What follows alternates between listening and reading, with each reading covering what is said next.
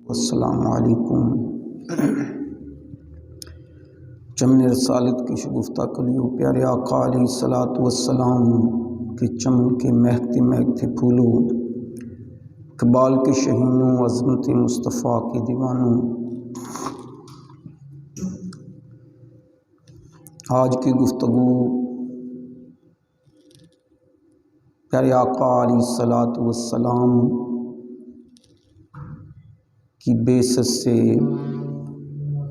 پہلے جو آثار نمودار ہوئے،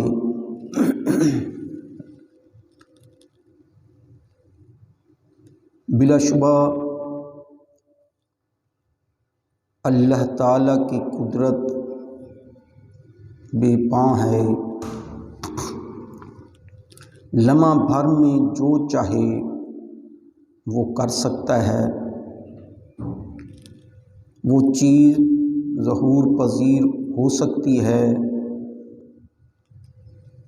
لیکن اس کی حکمت کا تقاضا یہ ہے کہ اس کی شان ربوبیت کا ظہور آہستہ آہستہ ہوتا ہے۔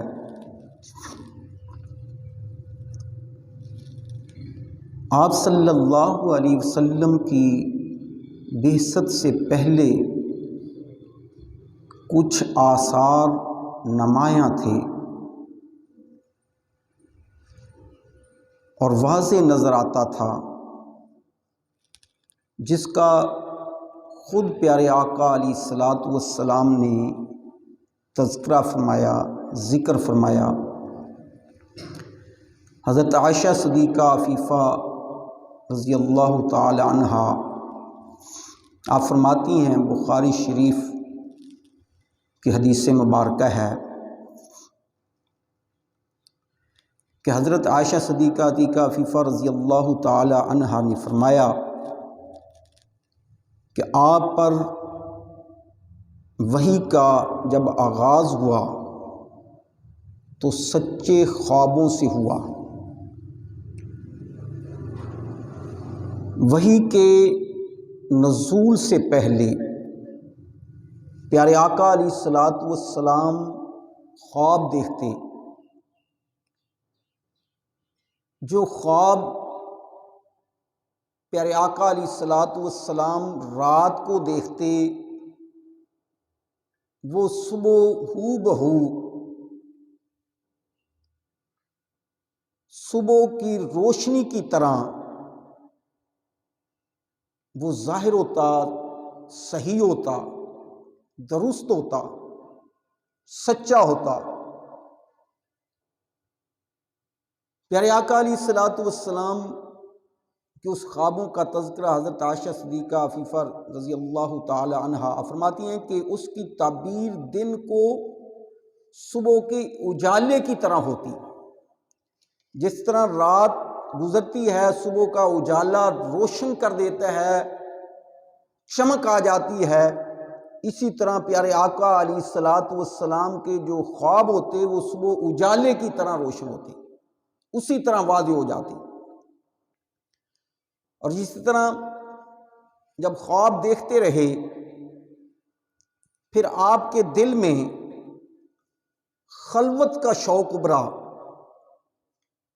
کہ خلوت نشینی کی جائے۔ پیارے آقا علیہ الصلاۃ والسلام خلوت کے لیے آپ غار حرا میں تشریف لے گئے۔ آپ غار حرا میں تشریف لے جاتے، وہاں پر اللہ عز و جل کی عبادت کرتے، عبادت میں مصروف رہتے،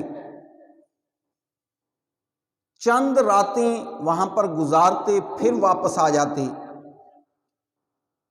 پھر چند دن کے بعد، چند روز کے بعد حضور علیہ الصلاۃ والسلام اپنا خورد و نوش کا سامان لے کر پھر غار حرا میں چلے جاتے، وہاں پر پھر عبادت میں مصروف ہو جاتے، جہاں تک کہ یہ سلسلہ جاری و ساری رہا۔ آخر کر پیارے آقا علیہ الصلوۃ والسلام پر جو پہلی وحی نازل ہوئی وہ بھی غار حرا کے اندر ہوئی۔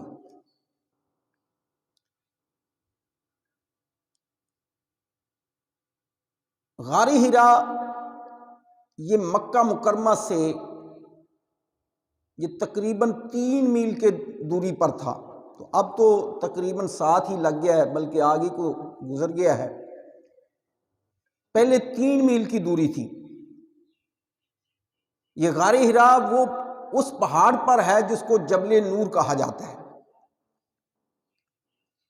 اس کے آس پاس اور بھی پہاڑ تھے جو خشک، لیکن پیارے آقا علیہ الصلوۃ والسلام نے غار حرا کو پسند فرمایا۔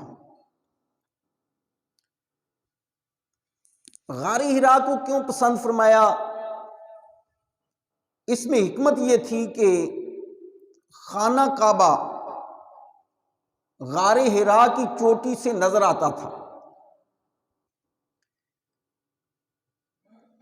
سامنے خانہ کعبہ پر نظر پڑتی تھی، تو پیارے آقا علیہ الصلوۃ والسلام نے اس لیے غار حرا کو پسند فرمایا۔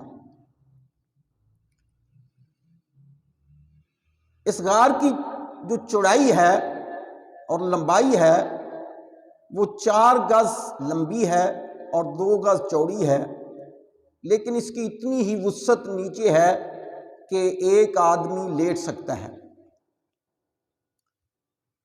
تو پیارے آقا علیہ الصلوۃ والسلام اس میں کتنی مدت ٹھہرتے؟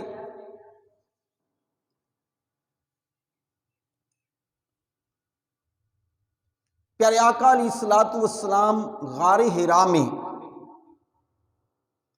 3 دن، بعض نے 5 دن، بعض نے 7 دن، اور بعض نے لکھا ہے کہ پیارے آقا علیہ الصلوۃ والسلام ماہ رمضان المبارک کا پورا مہینہ غار حرا میں عبادت کرتے۔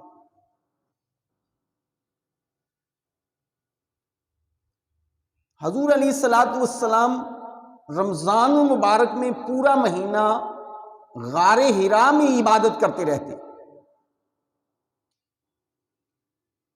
حدیث صحیحہ سے، یعنی بعض نے تو یہ لکھا ہے کہ صرف اور صرف ماہ رمضان المبارک میں آپ غار حرا میں ہوتے، لیکن یہ جو حضرت عائشہ صدیقہ عتیقہ عفیفہ رضی اللہ تعالی عنہا سے جو روایت ہے، جو بخاری نے ذکر کی ہے، اس میں یہ ہے کہ آپ چند روز کے بعد آتے، پھر چند روز ٹھہرتے، اور پھر خورد و نوش کا سامان لے کر دوبارہ واپس غار حرا میں چلے جاتے۔ اور حدیث صحیحہ سے یہی معلوم ہوتا ہے کہ پیارے آقا علیہ الصلوۃ والسلام ماہ رمضان المبارک کے علاوہ بھی غار حرا میں جا کر عبادت فرماتے ہیں۔ امام مسلم نے ذکر کیا ہے پیارے آقا علیہ الصلوۃ والسلام کے بارے میں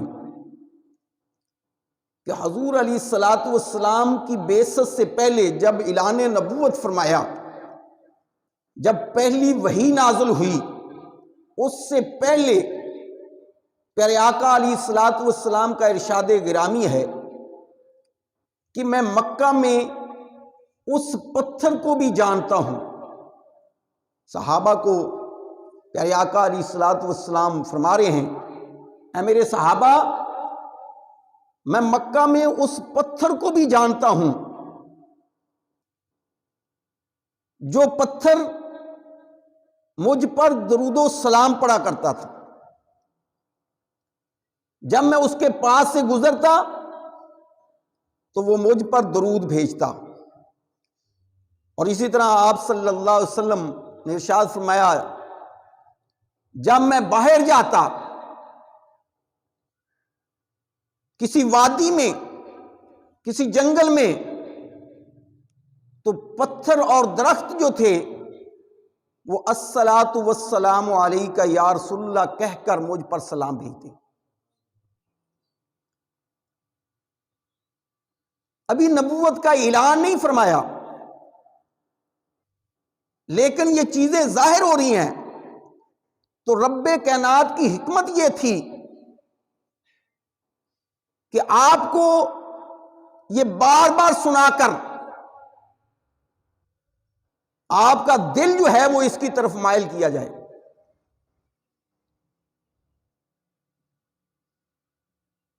پیارے آقا علیہ الصلوۃ والسلام کے اوپر جو ذمہ داریاں خالق کائنات نے ڈالنی تھی، اس ذمہ داریوں کو پورا کرنے کا آپ کا عزم ہو جائے، آپ تیاری فرما لیں، اس لیے یہ چیزیں ظاہر فرمائیں۔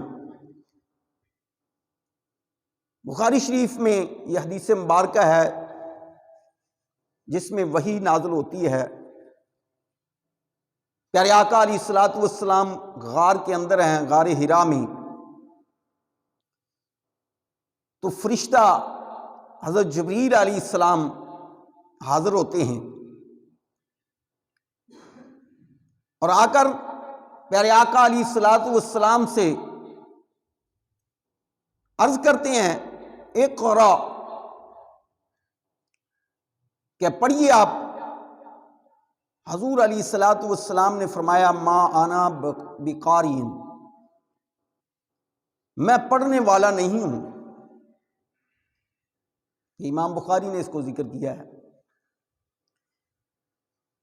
کہ پیارے آقا علیہ الصلوۃ والسلام نے فرمایا کہ میں پڑھنے والا نہیں ہوں۔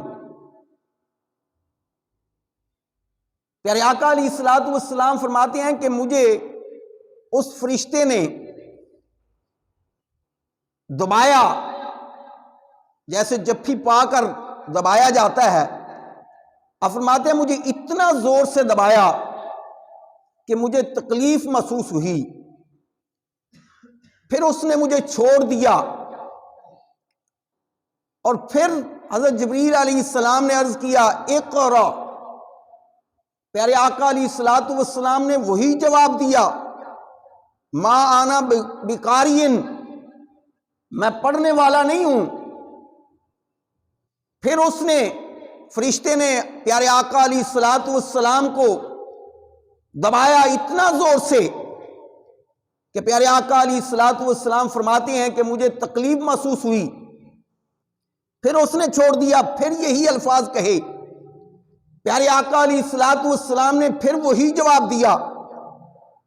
تیسری بار جب چوتھی بار حضرت جبریل علیہ السلام نے عرض کی اقرا بسم ربک الذی خلق، تو پیارے آقا علیہ الصلوۃ والسلام نے پڑھنا شروع کر دیا اقرا بسم ربک الذی خلق، پڑھیے اپنے رب کے نام سے جس نے پیدا فرمایا ہے، یعنی جس نے سب کو پیدا فرمایا ہے اس رب کے نام سے پڑھیے۔ پیارے آقا علیہ الصلوۃ والسلام نے پڑھنا شروع کیا خلق الانسان من علق، انسان کو پیدا فرمایا جمے ہوئے خون سے۔ اقرا وربک الاکرم، پڑھو اپنے رب کے نام سے جو کریم ہے۔ الذی علم بالقلم، جس نے علم سکھایا قلم کے ذریعے، قلم کے ساتھ۔ علم الانسان ما لم یعلم، اسی نے سکھایا انسان کو جو وہ نہیں جانتا تھا۔ یہ 5 آیات پہلی وحی میں نازل ہوئی۔ پیارے آقا علیہ الصلوۃ والسلام نے پڑھی، وہاں سے جب فارغ ہوئی حضور علیہ الصلوۃ والسلام اپنے گھر لوٹے۔ 3 میل کا سفر جو ہے وہ کر پیارے آقا علیہ الصلوۃ والسلام گھر آئے۔ حضرت خدیجہ الکبریٰ رضی اللہ تعالی عنہا،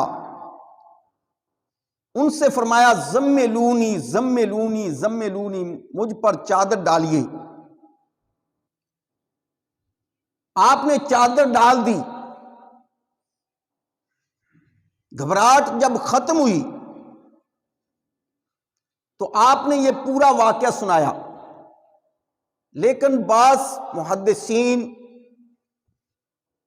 صوفیہ اکرام نے فرمایا کہ پیارے آقا علیہ الصلوۃ والسلام گھبرائے ہوئے نہیں تھے، حضور علیہ الصلوۃ والسلام کو گئے ہوئے پہلے سے کچھ زیادہ دیر ہو چکی تھی۔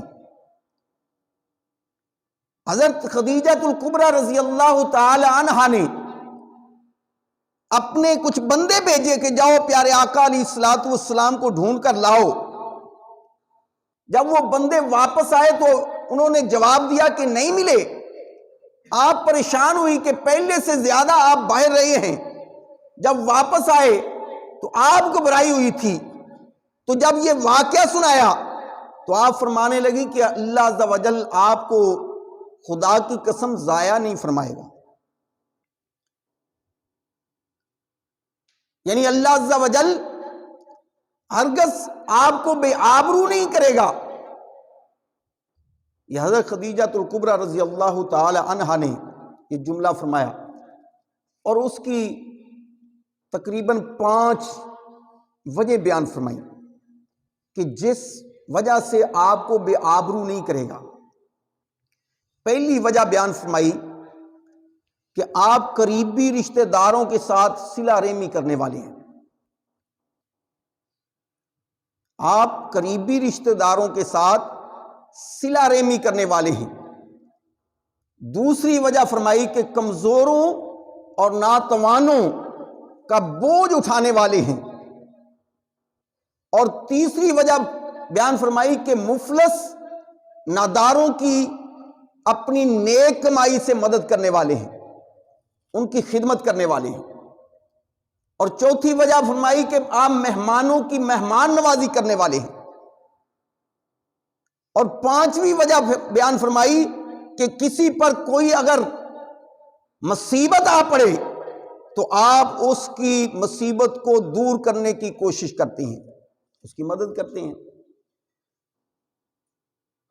جس آدمی کے اندر آج بھی جس آدمی کے اندر یہ 5 صفات پائی جائیں تو خالق کائنات اس کو بے آبرو نہیں کرتا۔ یہ 5 صفتیں جس آدمی کے اندر ہوں تو خالق کائنات اس بندے کو بے آبرو نہیں کرتا۔ کیوں؟ اس لیے کہ وہ لوگوں کی بھلائی کرتے ہیں، وہ اپنے اخلاق اچھے اخلاق کا مظاہرہ کر رہے ہیں، رشتہ داروں کا خیال کر رہے ہیں، غریبوں کی مدد کر رہے ہیں، یتیموں کی مدد کر رہے ہیں، بے سہارا کا سہارا بنے ہوئے ہیں۔ اور جو آدمی بے سہارا کا سہارا بن جائے تو خالق کائنات اس کو بے سہارا نہیں چھوڑتا، اس کو کبھی بھی خالق کائنات بے سہارا نہیں چھوڑتا، اس کو اکیلا نہیں چھوڑتا۔